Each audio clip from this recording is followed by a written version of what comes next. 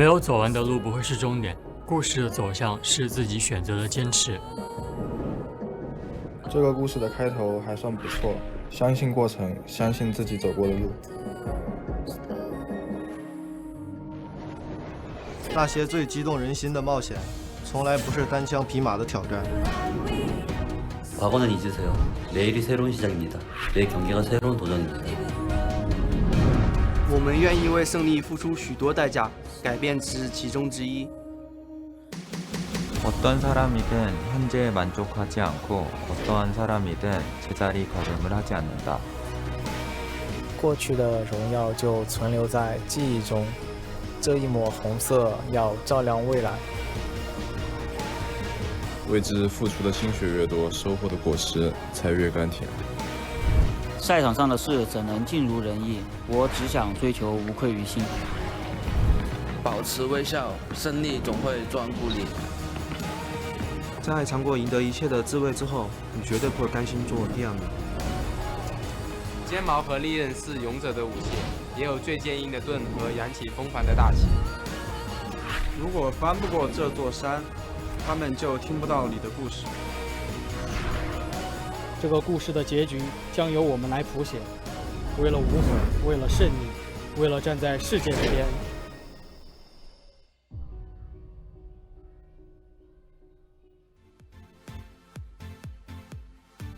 Man, Icon's win gets me every single time I watch it. But we're moving over to Beijing now for our next set. It will be our final set of the night. And as you can see, RNG Stadium is absolutely packed right now. 700 member capacity. Remember, the one in Shanghai, it's already pretty big at 500. This is one even bigger. You can see LGD actually walking into the stadium themselves as well. And this is maybe a chance for them to take down a wounded RNG. They may not look like it, but they did just get taken out just like that bear right there yesterday, Rusty.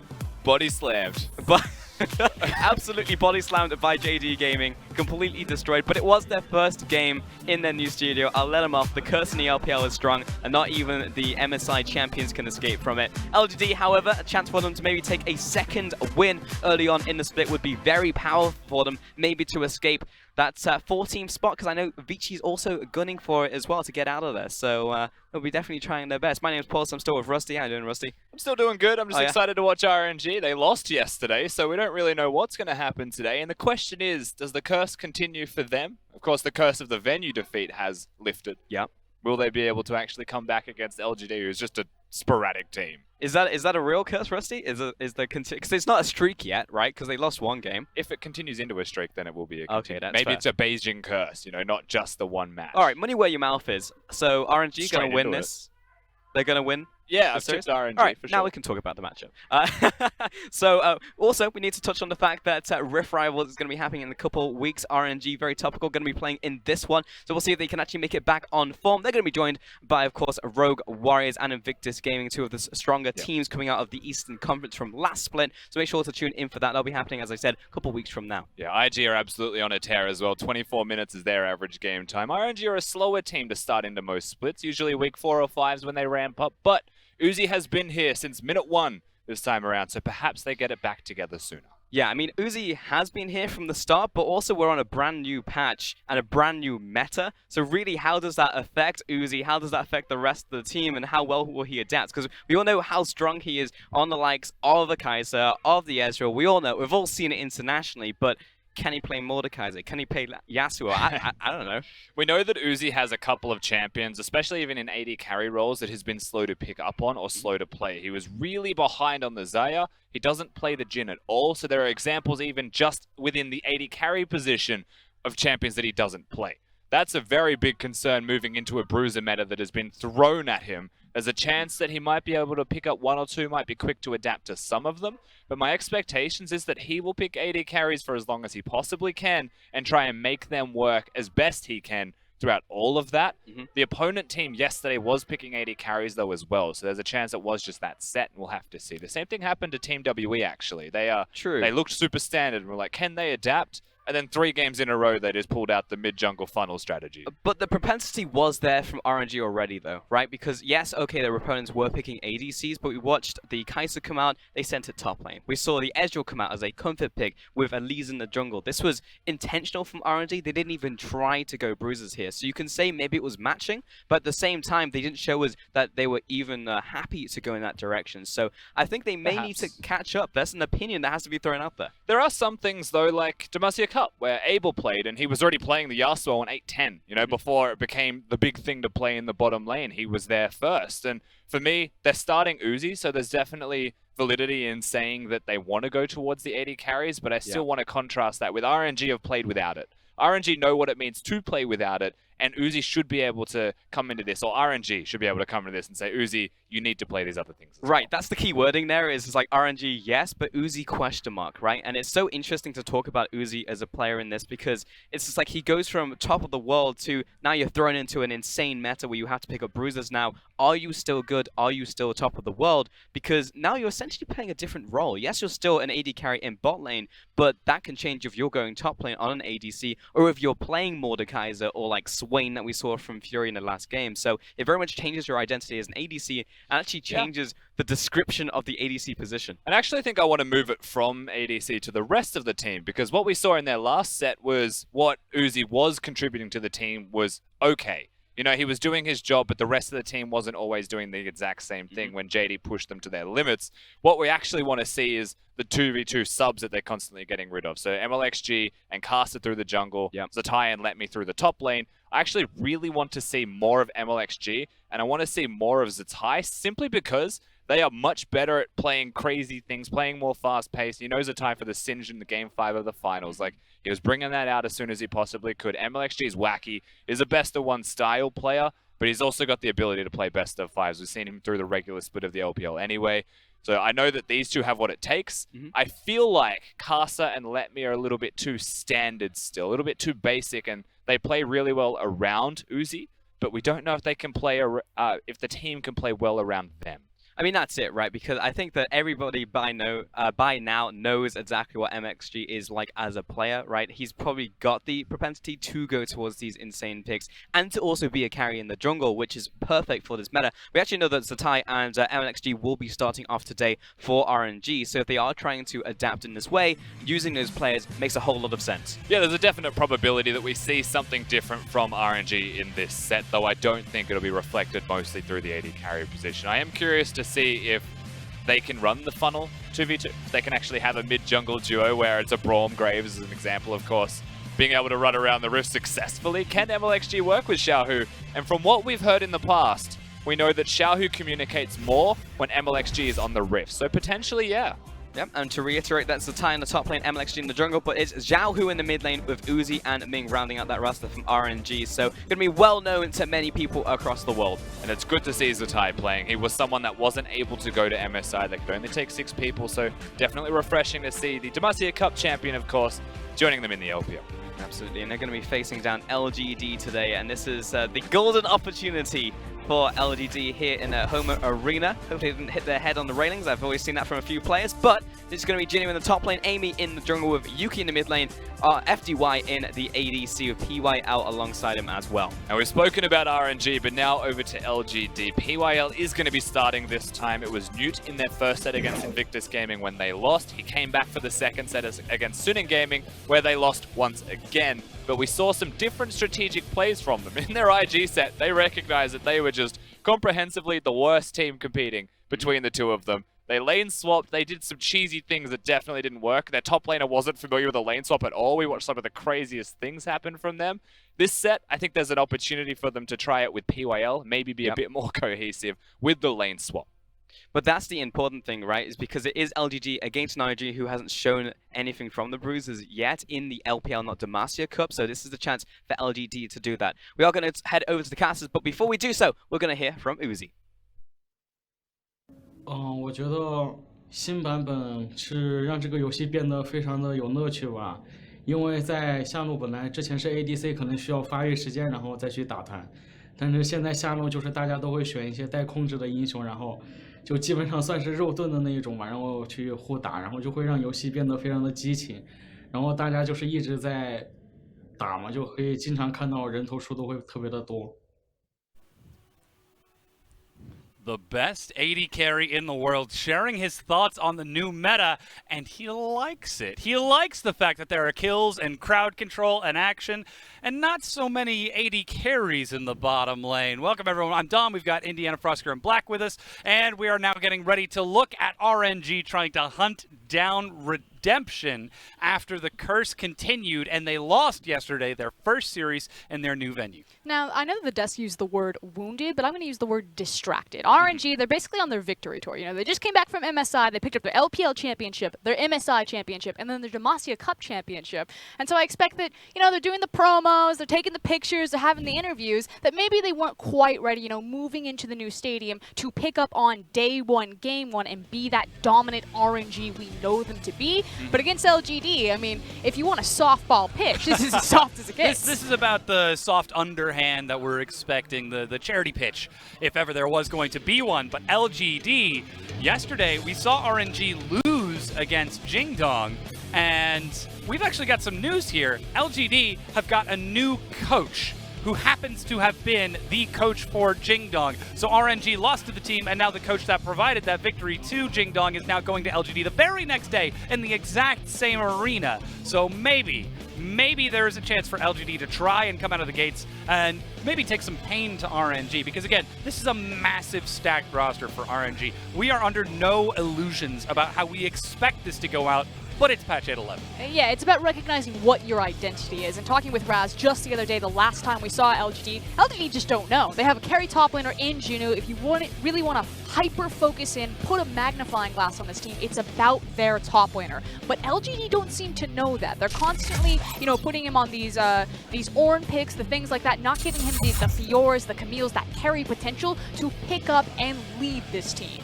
We'll see how this pick and ban is going to go for LGD coming into this as they find themselves on red side. Of course, they did have side selection and chose that red side, which puts RNG on blue as we enter into these bans. And would you look at that, RNG, they've got their eyes on PYL on the bottom half of the map. Fiddlesticks, Rakan, Shen.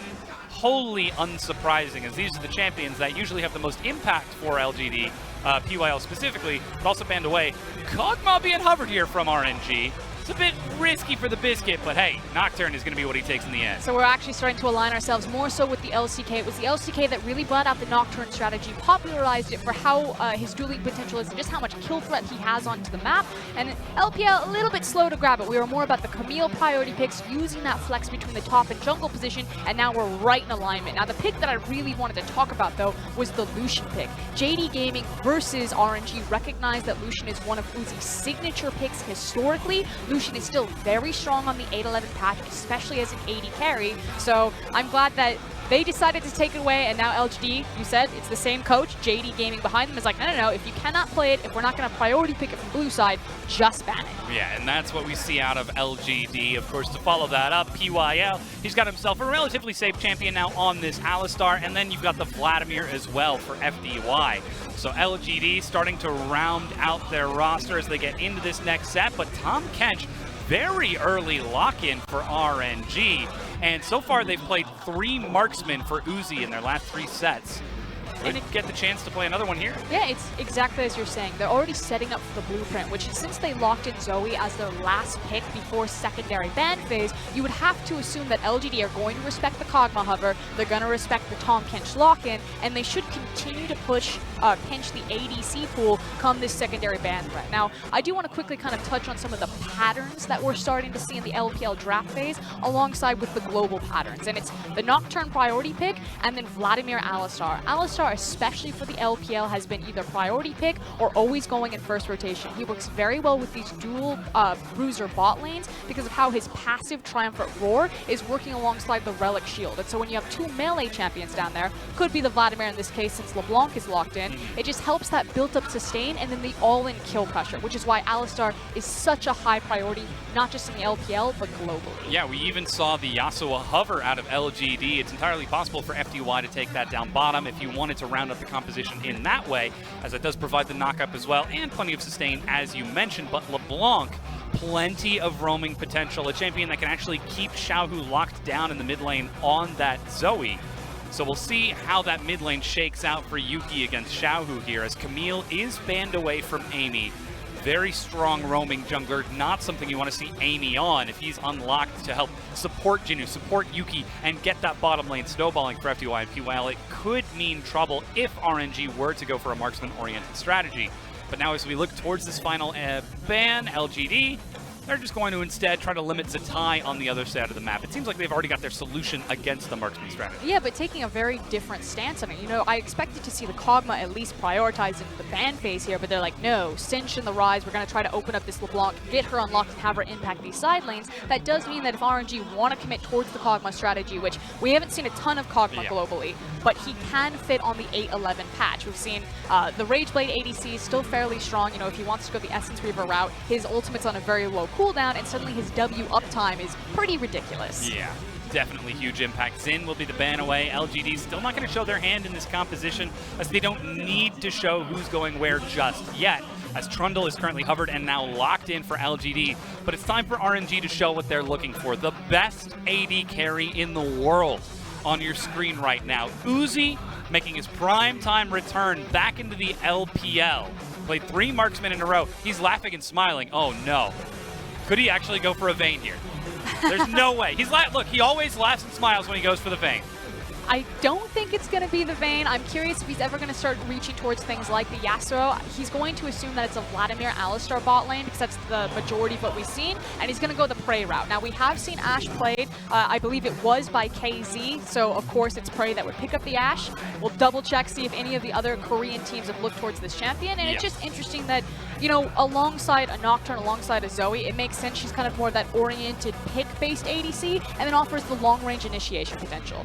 And meanwhile, Zatai will be taking Cho'Gath in the top lane to deal with that. Like you said, lots of setup with that Enchanted Crystal Arrow, with the Tahm Kench Abyssal Voyage to catch up, plus the Paranoia from MLXG. Lots of pick for RNG. And reminder, it is a Blade of the Rune King rush on Ashe. In this current 8-11 meta, you see all of the tanks across from him, so does make sense. It's the build path that we expect to see, and finally, the Yasuo is the last lock-in. So if that's going to be the ADC Yasuo, and it means that Vladimir's flexing up in the top lane, Jinu finally got a split-pushing, carry-oriented champion.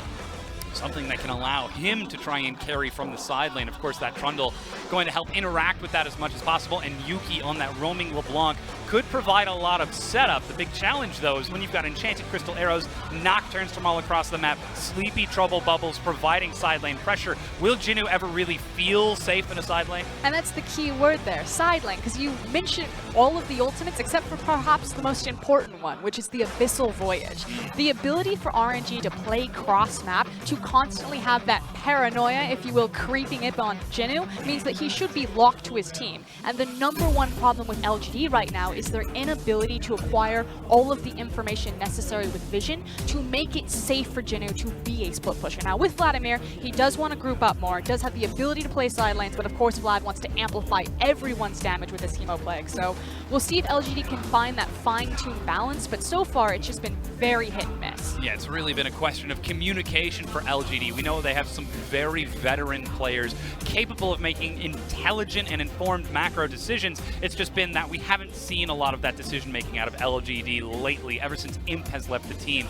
We've been looking for the recovery of LGD. This appears to be the first step for them in that direction. They've said they feel disappointed by their 0-2 start to the split. That's why they've brought in this new coach. You can see PYL speaking furiously, shaking his head back and forth. He's already got his head wrapped around the strategy that he wants to try and run here against RNG, but now he's got to lane against the best AD carry in the world to try and make that happen. I mean, to be fair, PYL has a ton of experience laning across from Uzi. These are two of the longest standing members that we've ever had in the LPL, pillars in their own right on these dynasties of organizations. But LGD, they are just looking at a mountain right now. And yes, it's distracted RNG, but LGD need to find their former glory.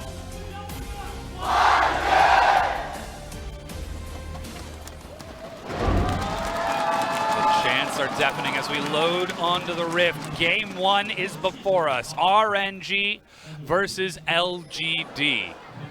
Clashing once again.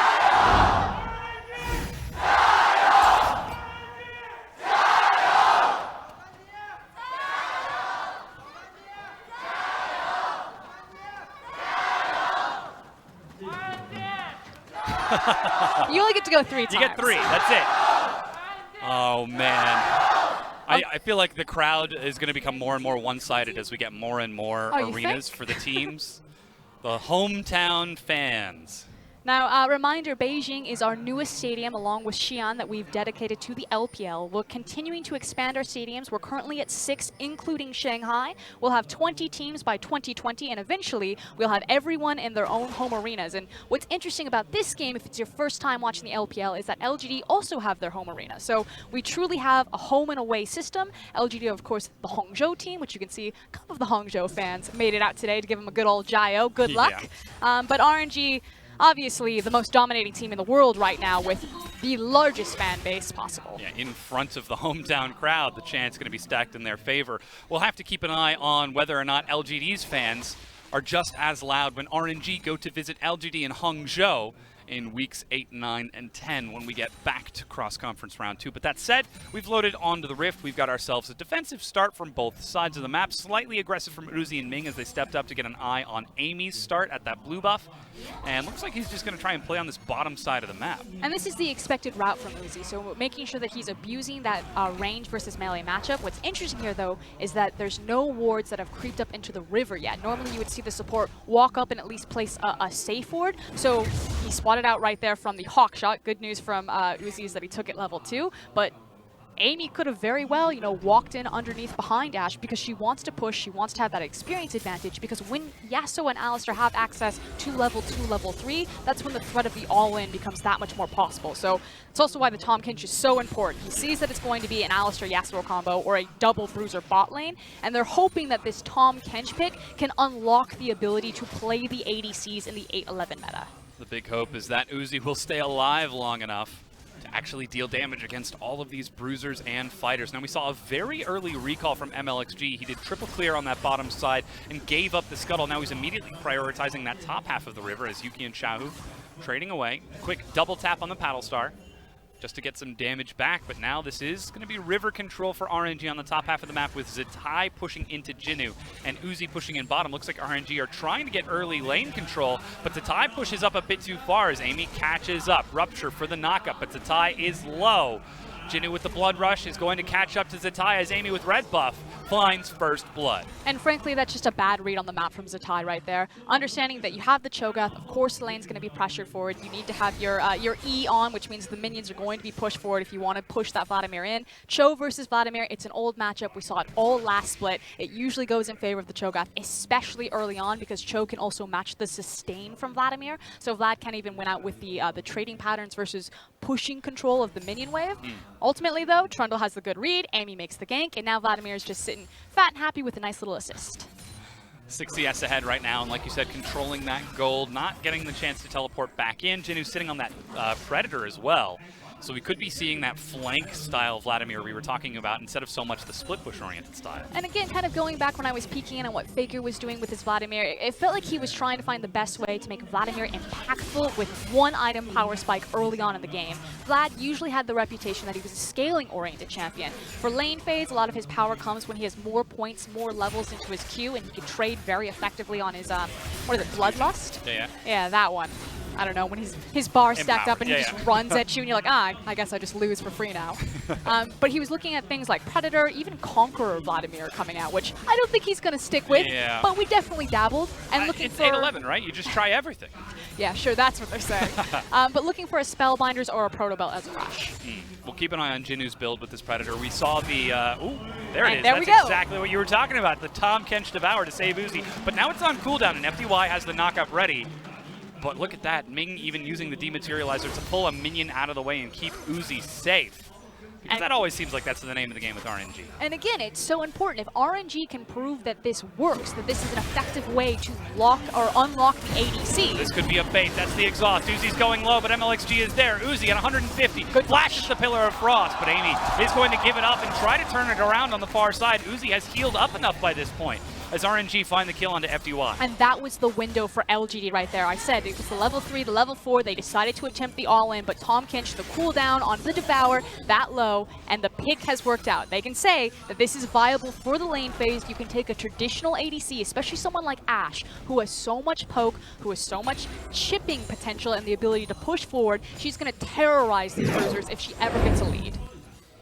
Here we can see that play again. Uzi steps up with Ming. PYL with the quick turn, double knockup, but it just doesn't do anything against the Devour. And the nice thing was just the fast fingers from Ming. Now that said, he was slightly out of position. Normally against an Alistar, you don't want to stand next to your ADC because the ally is going to take that every single time if he can get the double pulverize. But Ming made up for it, and Uzi had a nice flash. Oh, that's actually the Hemoplague to tie. He's got that feast and forces Jinnu to duck away after using the Hemoplague to heal up. It's a very fine threshold to walk against that Cho'Gath. But it's okay. Jinnu has his TP. He's going to teleport back to the lane. You can see that he's already grabbed hold of his boots right there, so understanding that that was how the trade pattern's going to go, but he's not going to lose anything. Yeah, also going for the Kindle Gem, which is indicative of the Proto Belt.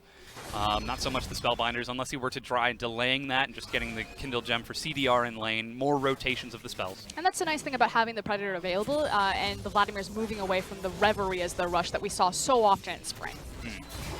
Now PYL stepping back to just try and protect FDY, but Uzi is just controlling this lane. He's not that close to level 6, but they see that he's level 5, so the bottom lane has to respect it, even if they do have the win. And they just always have to constantly look for these poking or these chipping moments, because yes, while Uzi is in a strong position right now because they punish the bruisers, he is still an Ashe sitting down there without flash. Good news is that Ming has his flash as well as the Devour, so it's still allowing RNG's bot lane to play aggressively, but there is a window where if Amy does want to recommit to this bottom lane, there's kill pressure on the Ashe if Ming is ever not paying attention. PYL with the roam in the mid lane though has found Xiaohu.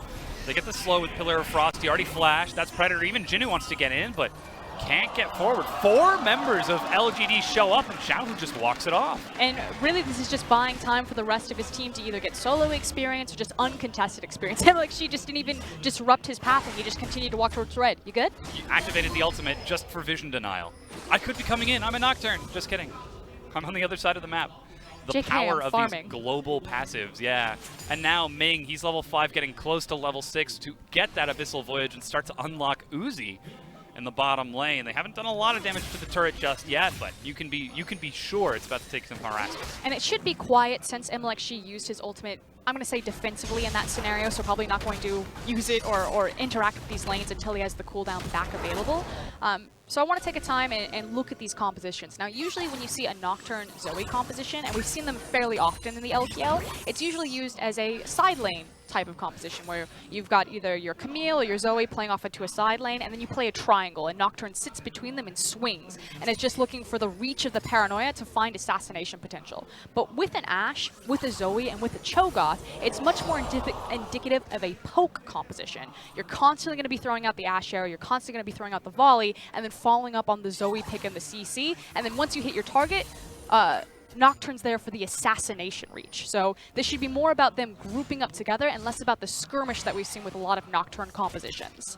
So interesting to see RNG playing a style that sets up for MLXG to slam dunk on the kills instead of setting up for Uzi or Xiaohu to look for the hard carry instead. Though certainly we will be seeing some excellent plays from them later on as Yuki follows up. That's the Ethereal Chain. Barrier just picked up. And the Ignite. That's the Pillar of Frost. Yuki continuing to walk it forward. Teleport coming in. That's the clone. Even Subjugate being used by Amy, but MLXG is set to follow. Feral Scream doesn't catch up, and Amy using that Frozen Domain to walk away. But if it had, and he didn't have access to the Frozen Domain, that's a possible rupture. Xiaohu gets a lot of damage. There's the Abyssal Voyage flank, and Amy just gets cornered from 4 directions. The chase potential on this composition is ridiculous there, even though the silence didn't connect. You can see Xiaohu understanding the ins and out of a champion like Zoe. We have a ton of Zoe players in the LPL, and showcasing the power and comfort with that pick. Very oppressive setup from RNG to collapse on Amy, stepping forward with Yuki. And that was the question, where does Amy go? Which of these lanes does he try to set up and carry for? We saw him look for a delayed gank bottom. We saw him set up Jinnu with that early assist, and now is focusing down Yuki, but He might not be able to make up his mind. Here's that play again. We're going to see a quick replay. It's basically just Amy getting blown up. The more pressing matter is the fact that at this point, Amy's actually missed his window. You can see that the tower is falling at 10:30 into the game, and Amy was so, I guess, busy with trying to protect the mid lane or getting killed right there that he didn't try to capitalize on Uzi not having the flash. Again, you can try to at least force the Tahm Kench flash up there. Your ability to kill the Ashe, it's probably not going to happen because Ming is that good and it's also Uzi. Yeah. But ultimately, you had to pressure there or you were just going to lose the tower for free. So RNG, huge tempo advantage. They're not going to play the Australian lanes, swing their bottom lane towards the top side of the map, and continue to try to snowball their gold advantage through taking these structures. And even the Dragon being taken off the back of that kill, Cloud means that they don't have to worry about any objective trades on the other side of the map. And even if they did, Abyssal Voyage is nearly off of cooldown for Ming to continue to maneuver that Ashe around. And the great thing about an Ashe Tahm Kench composition is that a lot of people forget how to play against Ashe because she's so very rarely seen in the LPL that if this Vladimir does manage to kind of stall it out, in fact, you can also see the Alistar and Yasuo swinging up to try to slow it down or attempt more kill pressure if they want to have an all-in, especially if Jinnu hangs around. Hold on. Amy's sitting just over there. Yuki is starting to push up. Even FDY's on that side of the map. Sleepy Trouble Bubble. They're going to go up for it. Caresses Amy's cheek as it goes by, but Uzi going to get the arrow as PYL tries to jump in. There's the Abyssal Voyage, and Blade of the Ruined King already finished. He turns on to PYL and starts shredding through. Windwall denies it, but MLXG chases in. He gets the slow Trouble Bubble, catches onto FDY, and even more damage, but he flashes away. Ming is so damn good. Like, the ability to recognize when Uzi was in trouble, the coordination, the communication, the immediate response for them to turn a counter gank into an aggressive position. And just forcing all of that pressure away from LGD. Now RNG, they're setting up the minion wave up top. They've still got two. They've already got control of their lanes, and now they're pushing onto the turret. Yeah, it's chip damage onto the tower as well as Jinnu, and if he's not careful, possibly death, but it's also free access to the Rift Herald. He's actually getting a lot of damage onto Jinnu here. Uzi playing so safe. This is the synergy that we expect to see out of the best bottom lane in the world. Absolutely, and the point that I was actually going to make before is that if they got stalled out in this tower, which because LGD made such a poor trade on that last scenario won't happen, there's always the case that the Abyssal Voyage is used to immediately rotate the Ashe mid lane. You know, she shoves this in and she feels she can't get anything, they immediately rotate mid and try to throw an arrow and catch LeBlanc, but TP top. Behind them, that's Jinnu joining the fight. Ming trying to go for the save. He flashes out, spits Uzi away. He's got his own, resets, and MLXG gets in, and PYL, with no unbreakable will, is broken. He dies as the rest of his team retreats to the turret. Are they going to go for the dive? Tides of Blood gets Jinnu to safety. It's not just the dive, it's going to be the tower as well as the Rift Herald. You can see in the back line, Zatai showed up, the Cho'Gath is here. MLXG should walk down to Rift Herald, start that one up, and it's going to be the 2-for-1 special. LGD doubled down on a bad play from bad to worse, and RNG are continuing to snowball at an incredible pace. The sunk cost fallacy for LGD bites them as they trade that tier 1, and RNG are turning onto the Rift Herald. Here's that play again. Jinnu starts it off with the teleport. And the mentality is there. PYL understands we can't just take this. We need to all in engage unless Ashe is going to continue to pick us away. But he messes up the combo. He doesn't find the WQ. Ming again to the rescue. MLXG is in the area. It's that cross-map coordination, the communication, not just between the bot lane, but the entirety of RNG to make sure that someone's around when someone's pushing forward aggressively. And this was one of the problems that plagued RNG in their match yesterday, that they looked disconnected in the long and chaotic games. Seems like they must have reviewed the footage and immediately are cleaning up that cross-map communication. Everyone is playing on the same page. Zatai has got his teleport ready, the Abyssal Voyage is ready for Ming once again, and we've got all of those globals back off of cooldown for RNG. So like we said, it went from bad to worse. Well, now LGD worse is about to get a whole lot worse. There's nothing worse than worse. LGD. Okay.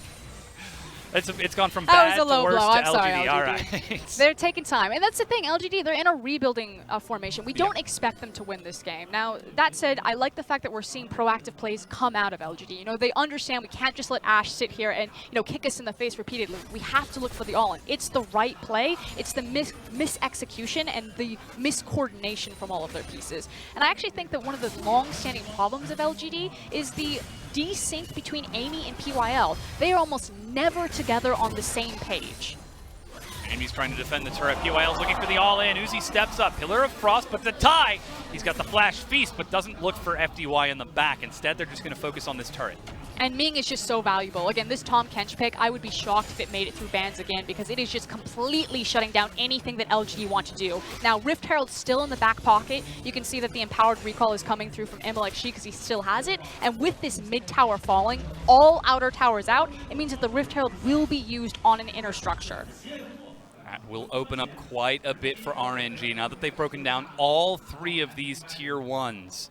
LGD find themselves struggling to defend as they are just giving up more and more ground. You can already see the ward line creeping forward for RNG. They've even got a control ward in the middle of mid lane in vision of the minions, but it is so unsafe for LGD to step up. If they ever get caught out of position, that's RNG coming out of the woodwork to collapse. And speaking of coming out of the woodwork, I love the value that deep wards get when you have a Nocturne on your team at level 6, 11, and 16 because of the range of his ultimate. And then likewise in tandem with the Zoe. It means that these deep wards are worth so much more because of his ability to find you and murder you. Yeah, that was my secret OP strat in 2013, Deep ward? 2014. No, when trinkets were first introduced.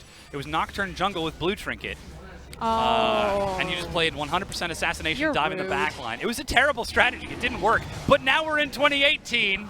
Viable. And it's viable. Plus, they've got the hawk shot from Uzi. I mean, that's what we saw. FDY was recalling. There was the hawk shot. MLXG was at red buff, and LGD immediately started pinging and zoning him away. It's the details, Dom. Just like a fine work of art. The brush strokes, the hawk shot with the Nocturne. Wait for it. You'll see it and you'll be like, ah, masterpiece. Exactly. Like a fine wine. It just has to age long enough to truly become viable. Just like Aatrox, but now that wine is about to curdle into something completely different.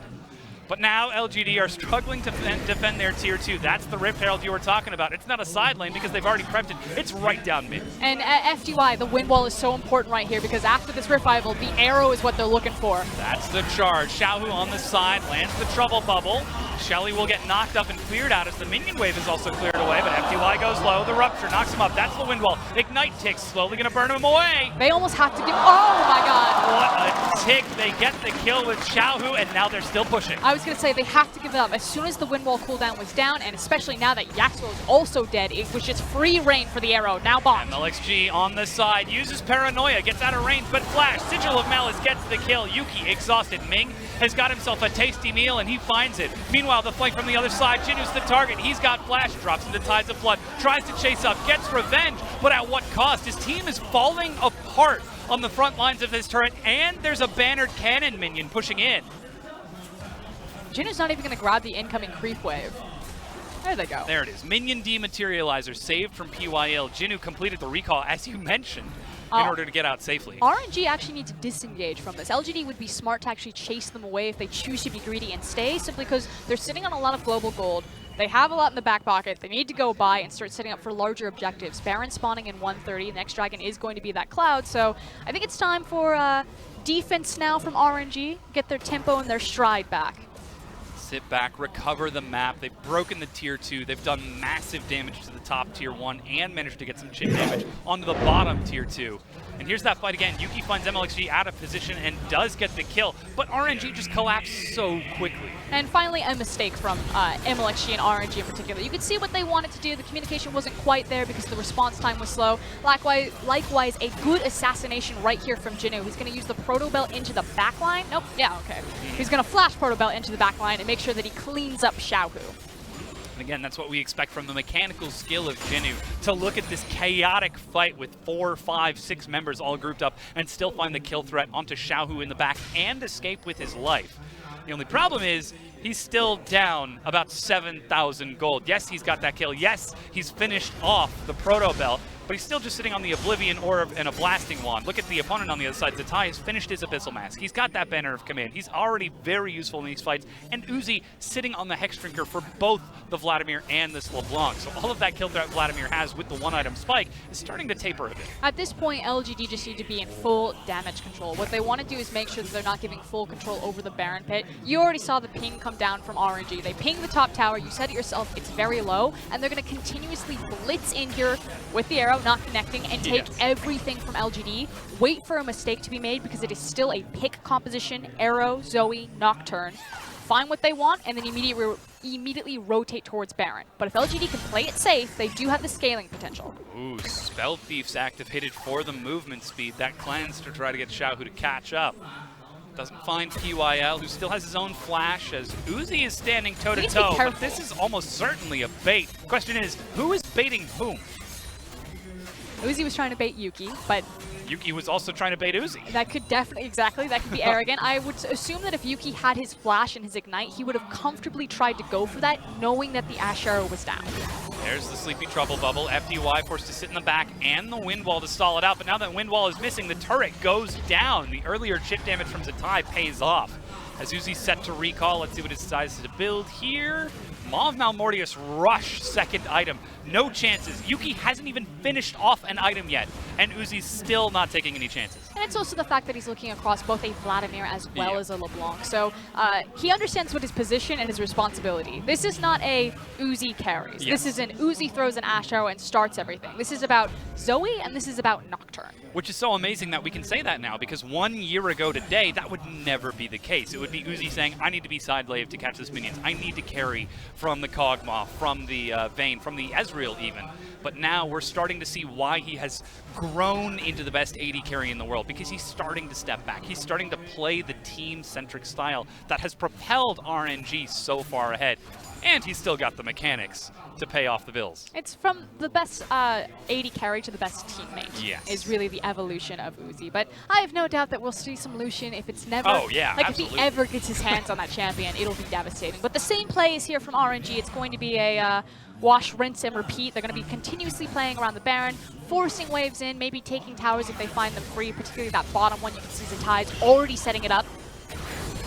Again, there's the Paddle Star, but FDY, he's so trigger happy on the Wind Wall that it opens up large windows for RNG to play around. Enchanted Crystal Arrow is back off of cooldown along with most of the globals from RNG, the only exception being Teleport for Zatai, but he's nearly got his Banner of Command synced with that Teleport, and he's keeping Jinnu pushed into a side lane, so we're about to see this map open up. You already mentioned RNG are looking for picks.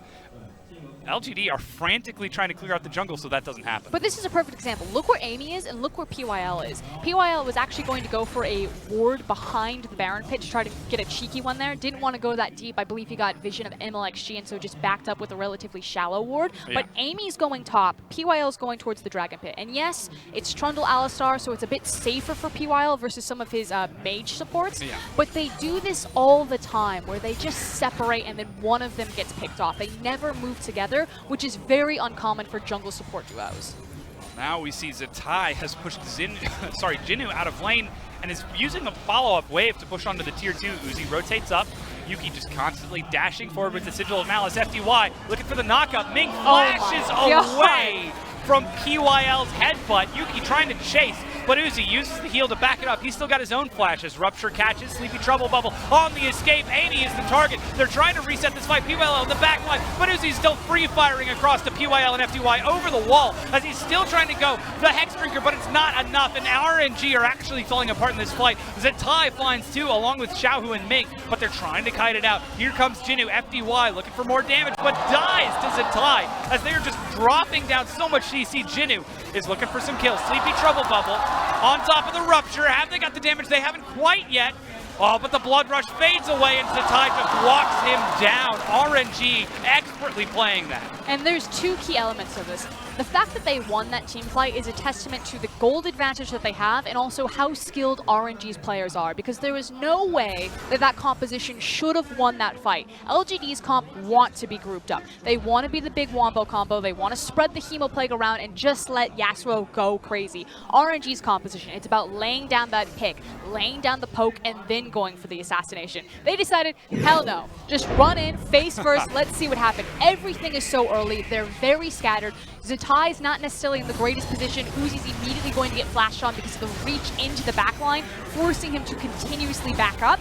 And MLXG just went in so early right there. So I look at this fight and I'm like, RNG, this is so risky. Uzi's gonna go down. You should lose it here, but they managed to salvage it, partly because they do have that giant gold lead and they're hitting that much harder. But big mistake from RNG. Yeah, still it works out for them. You could see the threat that Jinnu has, but almost perfectly timing the Sleepy Trouble Bubble Rupture. And Jinnu panics into the Tides of Blood, doesn't get the transfusion, and gives up his life in any potential trade. As MLXG, he's diving forward. They found a pick, and Jinnu, come on, man. I was just praising you. and then he gets caught out of position. That's the global composition. Enchanted Crystal Arrow, Abyssal Voyage, Paranoia, and even the Feast from Zatai. The chase, the reach, the threat. You can't go anywhere on the map, and it's so devastating against LGD especially because Amy and, again, PYL, they don't work in tandem to place down the vision. So LGD constantly playing with you know, part information and making the wrong assumptions, which if you're someone like Jinnu who wants to split push, who wants to even just acquire this farm, means that you suffer the consequences. Have to have vision of where everyone is when you're split pushing Amy with the Pillar of Frost, Especially but even without the Baron, without the Baron, RNG taking 2 inhibitors as Jinnu is respawning. PYL, he's spotted on the flank, but there's no way they can take this fight without the Hemopleek, even the Redemption to top them off. Xiao doesn't even need it. And that's twice during the game where you can see that LGD have the right idea. They want to try to force a fight here. They feel that the composition is stronger, but it's just the mis-execution. And because they mis-execute, it means that RNG are able to just reactively change their game plan. This isn't a comp where we're playing around Baron again, we found the pick, we got the Baron. It's, LGD messed up, they're out of position now, and we can take everything on the map. So it's, again, super devastating against one of our top teams, because if you give them Minch, they're going to take a mile, and they took the base. Exactly. RNG, one of the best-known teams for punishing the mistakes of their opponents. That's what really makes them a top-tier team here in the LPL, because we don't play perfect League of Legends. We play to capitalize on our opponent's mistakes. Good, sir. Who was the winner of MSI? For the next 10 weeks, we play perfect League of Legends. Just roll the yakety sax, get the Benny Hill music. Let's go. I mean, it depends on the perception, right? Like, do you play to cause mistakes in your opponent's play or not make mistakes in your own play? That was the way that Jat phrased it, I believe. Oh, well, you're misquoting me, actually. Okay. It's a game of telephone at this point. Exactly, and there's just 2 plastic cups and a long piece of string. Hold on, though. I think we're about to see a skirmish, so we'll hold this thought. Baron has spawned, and, well, it's actually been up for quite some time. LGD are grouped up the arrow. Sweetness. Using Yuki. But there's a teleport. That's the Paranoia. MLXG, which target is he going for? Uzi is just walking up. That's Predator. And the target's PYL. He holds onto the Unbreakable Will as MLXG harasses him. Meanwhile, Ming brings Zatai into the back line, leaving Uzi on his own. Yuki tries to step up, but he cannot get close. Uzi is a bait. Uzi is a trap. It's RNG's front line that you have to be worried about, LGD. And they are slowly losing health. They are slowly losing members over this extended engage. Amy will be able to make it back into the base. FDY cutting the minion wave mid, but RNG might just try to end the game from bottom. Exactly. Again, another mistake from LGD. It's not the Baron that RNG are reactively going, it's the bottom lane. Yes, Yuki cuts the wave, but there are 2 super creeps and 2 bannered caster minions. They're on the Nexus Tower, and they'll take game 1. RNG break it down. LGD, the away team, find themselves suffering a defeat as Royal Never Give Up to the roars of their fans. Find themselves redemption in the home ring. And as you said, Frost, they take game 1 against LGD. The Kings are sitting in their palace in Beijing, and this is the entrance that we expected from a royal applause for the champions of MSI, and looks like a cage match in all honesty. It really does. I love the cage. Of all of the design choices, RNG, the team, Ming finding his 100th win in the LPL. Congratulations. And if I was going to give an MVP for this game, I would have to say it's Ming. This Tom Kench pick is massive for RNG. They want to play around the best ADC in the world. Tom Kench allowing a traditional ADC to get through the lane phase, and then working in tandem with a high priority pick like Nocturne to have that global presence. Ming was on point, fast fingers, always where he needed to be. If they give it to anyone else, I'm going to be disappointed. I know Xiao, Uzi, Nocturne, they all did their things, but come on, give the support some love. Well, hey, I mean, it was MLXG's birthday yesterday, and now Ming with his 100th win, why not?